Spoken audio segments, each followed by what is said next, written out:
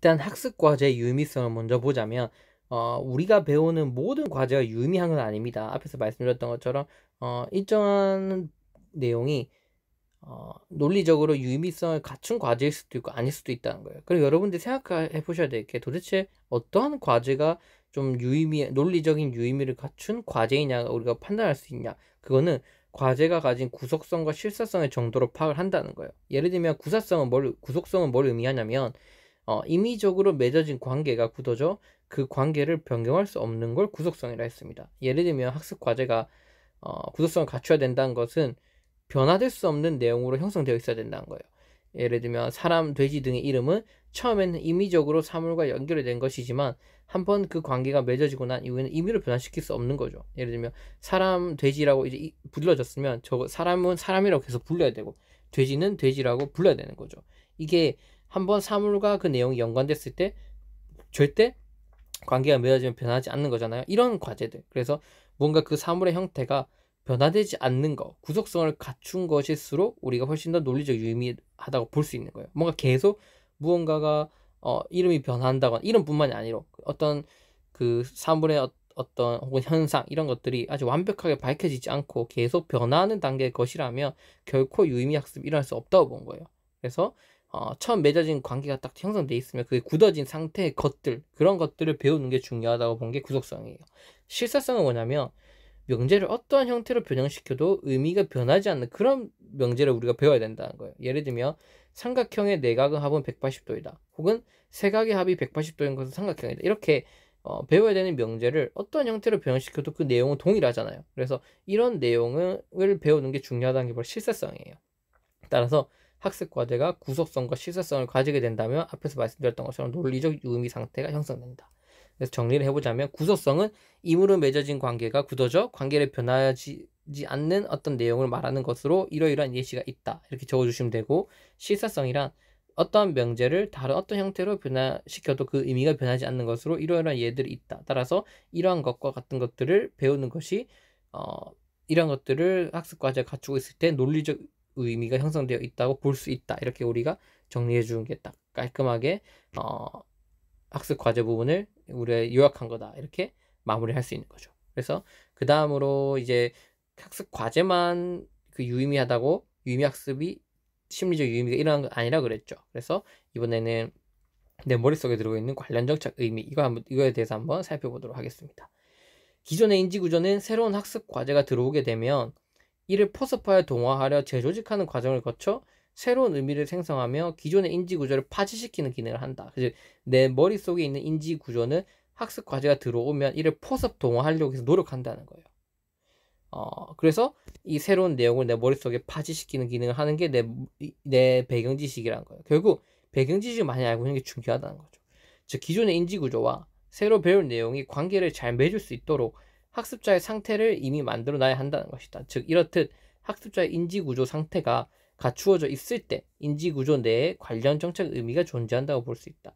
내가 머릿속에 내가 배워야 될 내용과 관련해서 아무것도 형성되어지 있지 않는 상태라면 내가 그것을 능동적이고 적극적으로 그 내용을 내 머릿속으로 포섭할 수 있냐 없냐 안 된다는 거죠. 따라서 그것을 배우기 이전에 내 머릿속의 인지 상태에 관련 정책 의미를 넣어주는 행위, 그것을 위해서 필요한 교수학습 방법이 뭐냐면 설명 조직자, 비교 조직자 같은 선행 조직자, 이게 필요하다는 겁니다.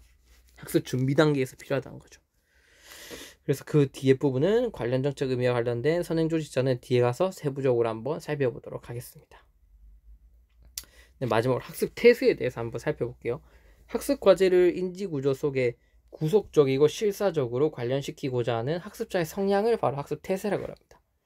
관련 정책 의미와 유의미한 학습 과제가 서로 만나 새로 배우게 되는 학습의 내용이 기존의 인지 구조 속으로 통합되는 걸 의미한다. 즉 학습 태세라고 하는 것은 기계적으로 내용을 암기하는 것이 아니라 내가 학습자가 이 내용을 어떻게 능동적으로 적극적으로 인지 구조 속에 파지시키는 것을 학습 태세라고 했어요. 이런 학습 태세는 포섭의 과정이 꼭 필요하다는 건데 이 포섭의 과정은 세 가지로 이루어질 수 있다고 물었어요. 바로 상위적 포섭, 종속적 포섭, 상위적 포섭, 병의적 포섭이라는 세 가지 포섭의 형태로 학습 내용이 바로 내 머릿속에 파지될 수 있다는 거예요. 이게 세 가지 학습 태세는 뭘 의미하냐면 이걸 볼 수 있겠죠. 예를 들면 배워야 되는 학습 내용보다 내가 머릿속에 더 많은 내용을 학습 내용을 포함하고 있을 때 이렇게 될 수도 있고, 아니면 내가 배워야 되는 내용이 내가 가지고 있는 것보다 더 상위 개념일 수도 있고, 아니면 두 개 크기가 동등할 수도 있겠죠. 즉 내 머리 인지 구조 속으로 이 조그만 걸 넣을 때 이거를 하위적 포섭 혹은 종속적 포섭이라 그런 거고, 배워야 될 내용이 내가 가지고 있는 내용보다 훨씬 더 상위의 개념일 수 있겠죠. 이때는 바로 상위적 포섭이라 그런 거고, 둘이 배워야 될 학습 내용의 어떤 그 학습 정도가 대등하다고 보았을 땐 병의적 포섭이라 그런 거예요. 그래서 그 각각 세 가지 상태에 대해서 한번 살펴보도록 하겠습니다. 종속적 포섭이란 새로운 내용이 내가 학습하게 될 내용이 내가 가지고 있는 지식보다 하위 수준에 있을 때, 그러니까 내 머릿속에 훨씬 상위 인지 구조의 내용이 있고 배워야 될 내용이 하나의 예시 정도로 들어갈 수 있을 때, 그것을 바로 종속적 포섭이다라고 하는 거예요. 그런데 종속적 포섭에서 중요한 거는 포섭의 종류가 두 가지로 나눌 수 있다는 거예요. 바로 상관적 포섭과 파생적 포섭으로 나누어져요. 근데 상관적 포섭은 피아제의 조절을 의미하는 거고, 파생적 포섭은 피아제의 동화에 해당되는 거예요. 결국 둘 다 중요한 거는 내 머릿속에 인지 구조가 더 크고 이 조그만 걸 머릿속에 넣는다는 건데, 넣으면서 이 인지 구조가 더 크게 변하는 거는 동화가 될 거고, 넣으면서 이 인지 구조가 조금의 어떤 형태로 뭔가 육각형으로 변화가 된다는 거, 이건 조절이 된다는 거예요. 그래서 그에 대해서 한번 살펴보도록 하겠습니다. 상관적 포섭은 학습자가 가지고 있는 기존의 개념을 확장, 수정, 종교하는 거예요. 즉 하나의 예시이지만 이 하나의 예시를 바탕으로 내가 가지고 있는 인지 구조를 변화시킨다는 게 바로 상관적 포섭이에요.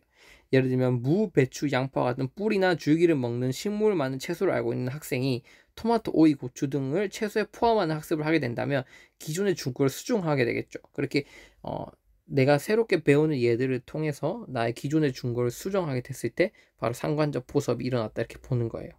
원래 나는 식물을 이걸로만 알고 있었는데 토마토, 오이, 고추, 줄기에서 나는 것들도 어떻게 된다? 식물도 포함시켜야 된다라고 내가 인지 구조를 수정하게 된다면 바로 상관적 포섭이 일어났다고 보는 겁니다. 근데 파생적 포섭은 나 인지 구조를 재조정하거나 수정하는 것이 아니라 내 관련 정책 의미를 더욱 명확히 해주는 겁니다. 즉 새로 배우는 내용이 기존의 개념의 한 특수한 예가 되어서 구체적인 사례의 경우 일어난 것으로 관련 정책 의미를 더 명확히 해주는 역할을 하는 것을 파생적 포섭이라 그래요.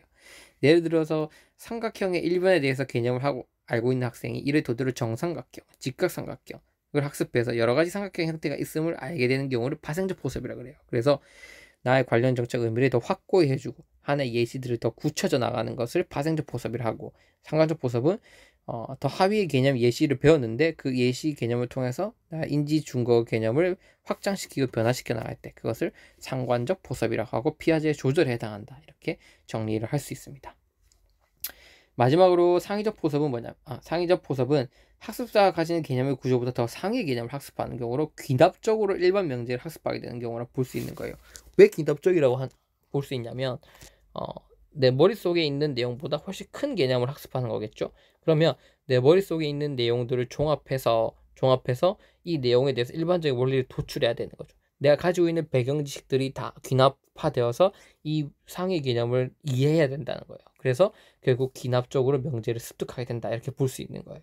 그래서 더 상위의 개념을 머릿속에 넣으려면 내 인지 구조 속에 있는 여러 가지 명제나 지식들을 합해서 이 내용을 받아들여야 되기 때문에 귀납적으로 명제를 학습하게 되는 경우다라고 우리가 이렇게 정의를 할 수 있습니다.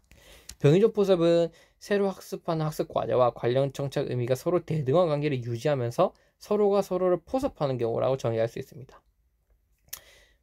새로운 과제와 인지구조 속의 정책 의미가 특별한 연관성은 없지만 이들이 갖는 광범위한 배경에서 서로 연관성이 있을 때 일어나는 학습을 얘기하는 것입니다. 예를 들어서 지중해 과일의 특징과 이전에 학습한 열대 과일의 특징이 동일한 수준에서 의미 있게 연결되는 경우를 바로 병의적 포섭이다 라고 우리가 이렇게 정의를 할 수 있습니다. 이것으로 오수별의 각각의 학습 태세 그리고 학습 과제 그리고 관련 정책 의미에 대한 세부적인 내용을 마치고 이제는 교육적 시사점을 한번 넘어가 보도록 하겠습니다. 교육적 시사점을 마무리하고 교육적 시사점이 마무리된 다음으로는 저와 함께 이제 비고츠키 이론과 더불어서 캐롤의 학교 학습 모형에 대해서 한번 살펴보는 시간을 갖도록 하겠습니다. 네, 다음 강의 꼭 시청해 주시면 감사하겠습니다.